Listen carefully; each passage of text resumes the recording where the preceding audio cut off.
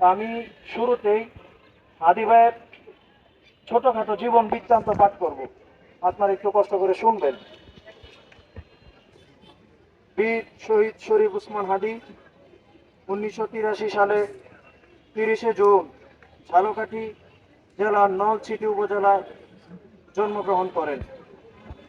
বাংলাদেশের স্বাধীনতা ও সার্বভৌমত্ব প্রতীক হয়ে উঠেছিলেন বীর শহীদ শরীফ উসমান হাদি।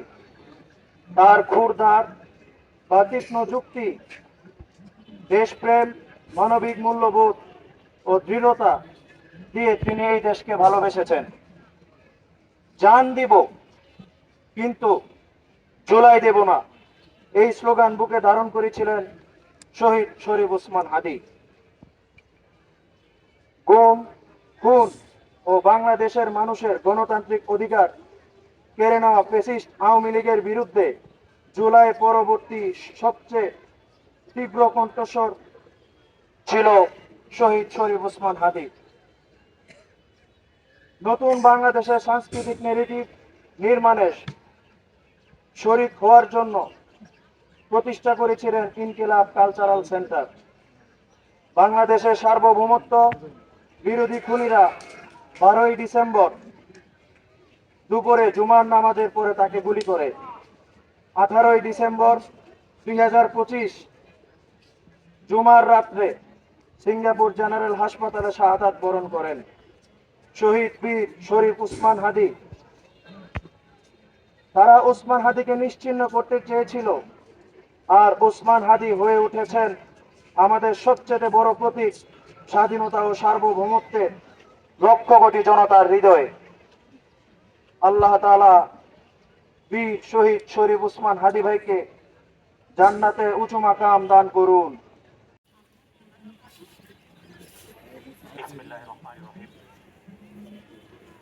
আলহামদুলিল্লাহি রাব্বিল আলামিন। সকল প্রশংসা মহান আল্লাহ তাআলার জন্য।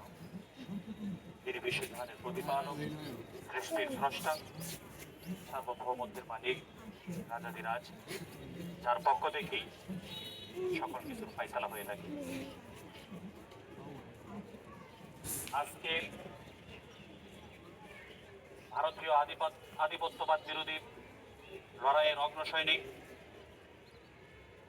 বীর শহীদ শরীফ উসমান হাদি ভাইয়ের স্মরণে সংক্ষিপ্ত আলোচনা ও দোয়া মাহফিল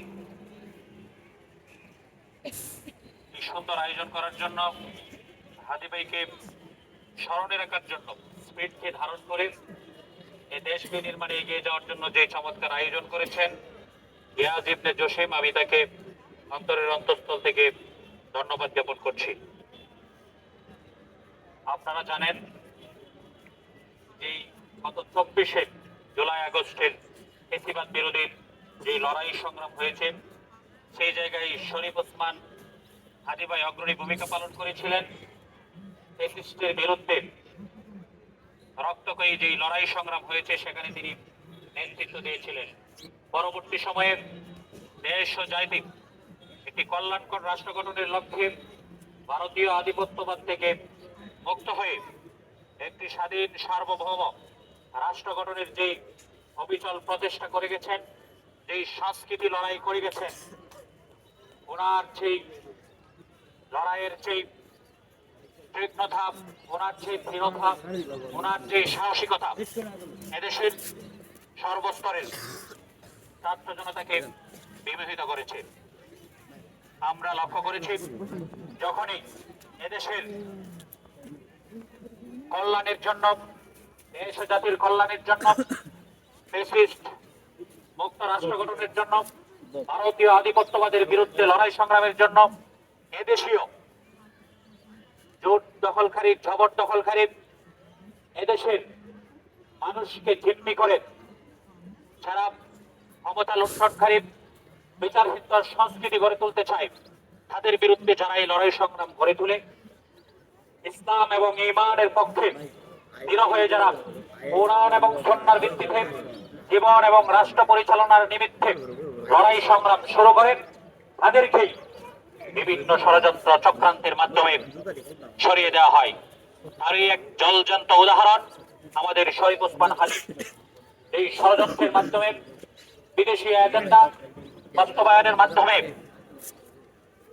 এই রয়ের প্রেসক্রিপশনে বাংলাদেশের যে কুচক্রী মহল রয়েছে, ফ্যাসিস্টের যে দোসররা রয়েছে, তাদের নীল নকশার মাধ্যমেই আমাদের বীর শহীদ শরীফ ওসমান হাদিকে প্রকাশ্যে গুলি করে হত্যা করা হয়েছে। আমরা এর তীব্র নিন্দা এবং প্রতিবাদ জ্ঞাপন করছি।